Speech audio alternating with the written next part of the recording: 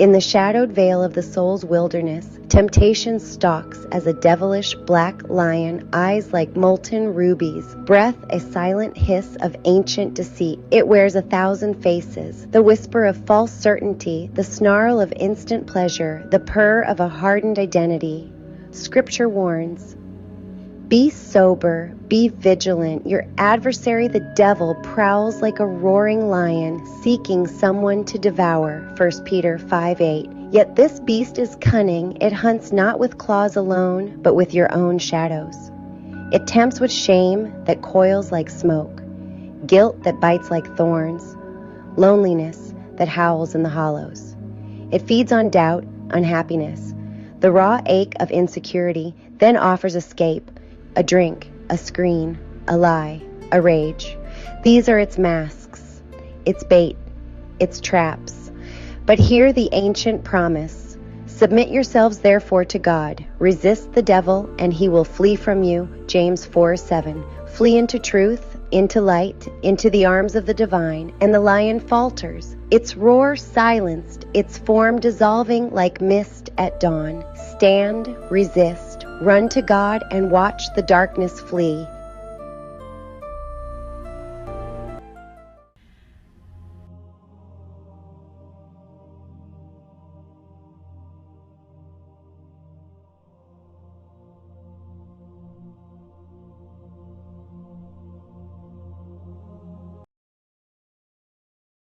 Divine love and heavenly blessings, everyone.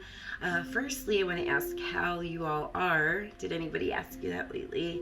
Well, if not, I'm asking, how are you doing? How's the start of your new year so far? Please feel free to talk about anything that you like in my comments. I'm happy to have everybody here. And if you don't want to, you don't really have to comment at all. I just really hope that people will watch and learn, because that's what I'm here for. So with that, welcome back to the channel. For anyone who is new here, I'm Alura, hopefully your new go-to spiritual guide. For those returning, thank you. And I hope that you know that your love is so greatly appreciated in every single way, carried within my heart each and every day. I want to talk about something more deeply that's hit every single person, at least at some point: temptation. Picture this: you're standing at the crossroads in your life, and there's this metaphorical whisper calling your name, promising everything you've ever wanted. But deep down, you know it might just lead you astray. So what if I told you temptation isn't just some sneaky little voice? It's a full-on force that messes with your spirit, your mind, and even your body. I really hope to help expose the secrets that can help you change how you handle those urges forever.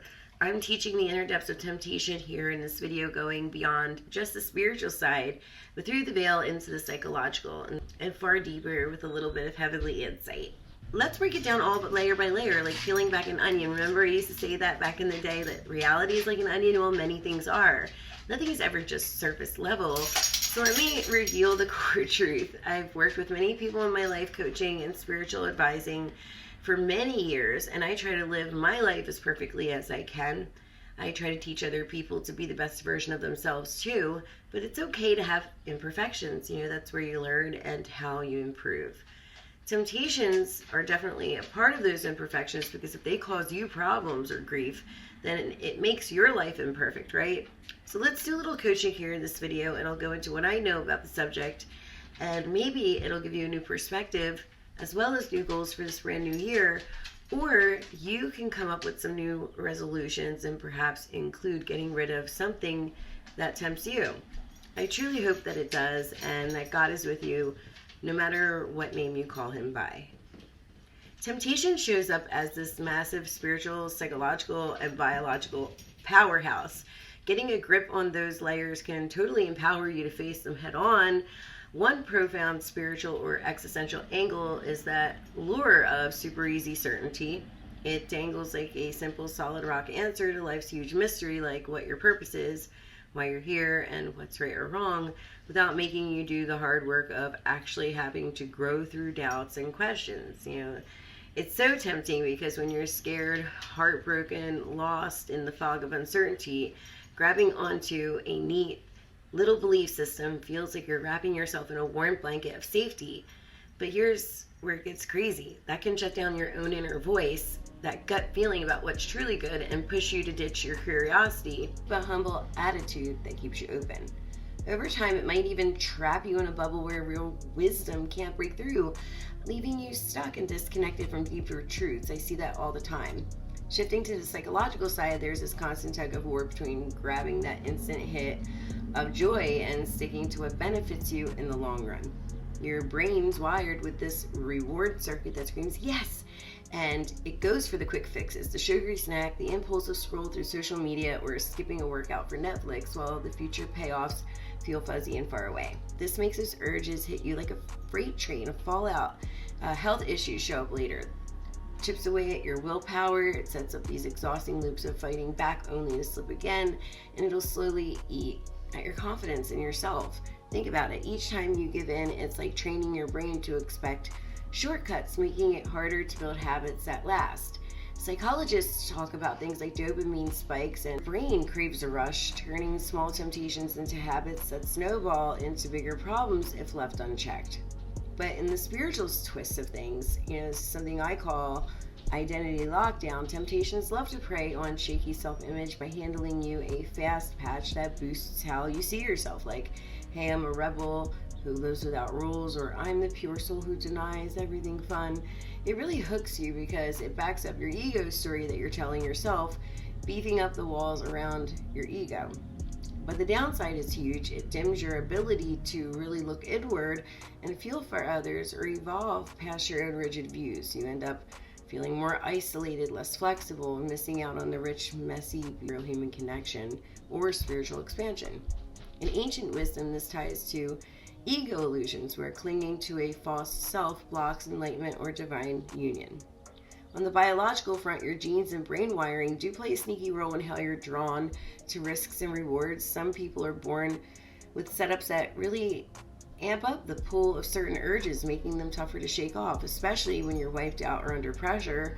But remember, genes aren't destiny, they're just the nudge that influence the odds or how strong impulses feel in certain moments. For example, your neurotransmitter system like serotonin or dopamine pathways can make you more prone to chasing thrills or comforts that aren't great for you. Another bio angle is how your body handles stress and emotions. Your genetic makeup and your chemical balances dictate your reactions to tough times, turning temptations to go to escapes like binge eating to numb sadness, scrolling to dodge loneliness, or substances to quiet anxiety. If stress piles up on your emotion toolkit, that means it's weak. It's a wider door for those slip-ups, even when you're trying your best. Science shows chronic cortisol spikes from ongoing stress can hijack your prefrontal cortex, a part of your brain that actually helps with self-control, making rational choices feel literally impossible. And then you add in factors like gut health or hormone fluctuations, and it's clear why some days temptations really win. Your body's basically in survival mode, prioritizing quick relief over smart decisions. From scriptural lens, temptation gets painted as this fierce, stalking enemy.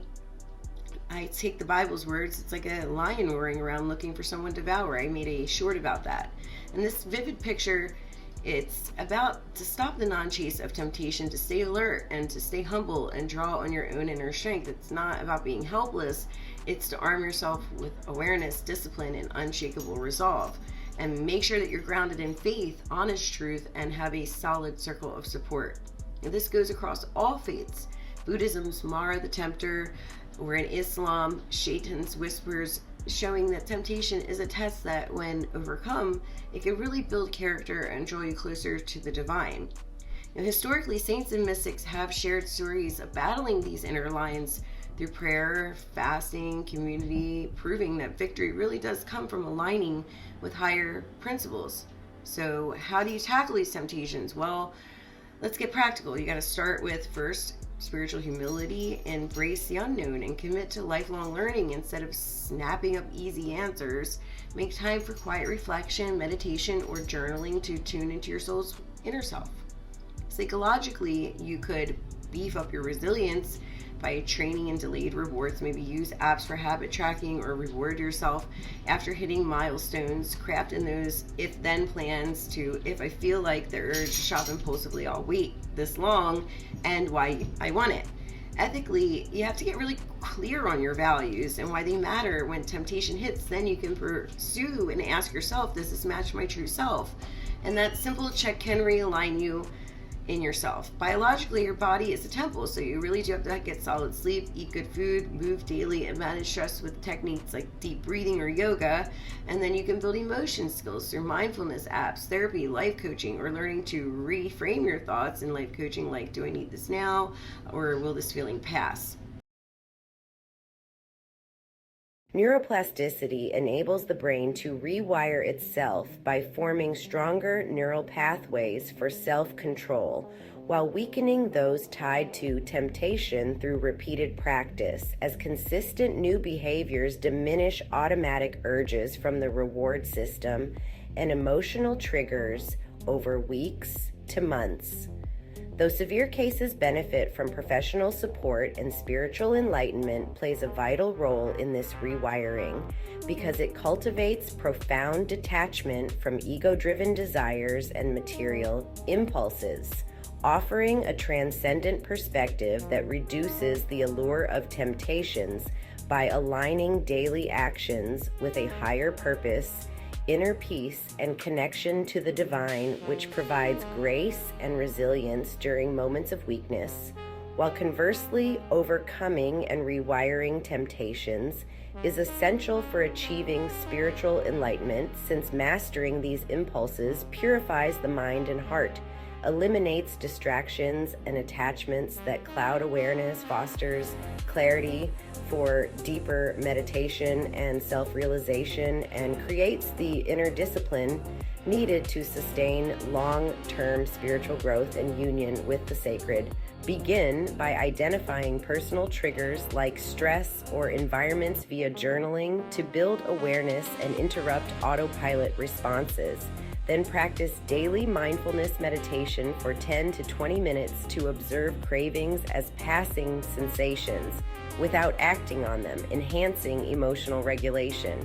Apply cognitive reframing from CBT principles to challenge tempting thoughts, such as replacing "I need this" with reminders that urges fade quickly, and prioritizing long-term well-being, while substituting positive alternatives like exercise or calling a friend during impulses, and repeating them relentlessly with vivid mental rehearsal to solidify new habits. Incorporate regular aerobic exercise, quality sleep, a nutrient-rich diet, and novel activities to boost brain plasticity and reduce stress-driven cravings, alongside building accountability through trusted friends or support groups. And complement this with spiritual exercises, including daily prayer for inner strength and wisdom during urges, studying and memorizing inspirational texts or verses on resistance to reframe the mind toward higher purpose, performing the Ignatian exam each evening through gratitude, reviewing the day's actions, seeking insight into faults, and resolving improvements with grace, engaging in confession or fasting to build willpower and self-mastery, and practicing acts of service, gratitude, and community involvement to shift focus outward from self-centered impulses, maintaining consistency across these combined approaches for noticeable changes in 4 to 12 weeks or longer for entrenched habits, while tracking progress to sustain motivation, and recognizing that transformation arises from neuroplasticity paired with disciplined inner resources. It's all about getting to your true self and cutting being impulsive. Then you can shape your world to support you. Cut down on the triggers like deleting tempting apps, avoid certain spots, surround yourself with people who lift you up and offer honest feedback, people that walk the path with you for shared strength. Well, that's a lot, but just enough in this little video, but I hope that helps you to look at temptation with fresh eyes. What's your biggest battle on temptation? Don't be afraid to talk about it, and don't be embarrassed. Everybody has them, and if you feel you need help, you know where to reach me. But always remember this: keep pushing forward. It's okay to be imperfect, but if something gets in your way and makes life not as happy for you, then it's something you should work on because you deserve happiness. Because I need you in the realm of mine, in the realm of mine. Lord, I need you in the realm of mine. Lord, I need you in the realm of mine. Lord, I need you in the realm of my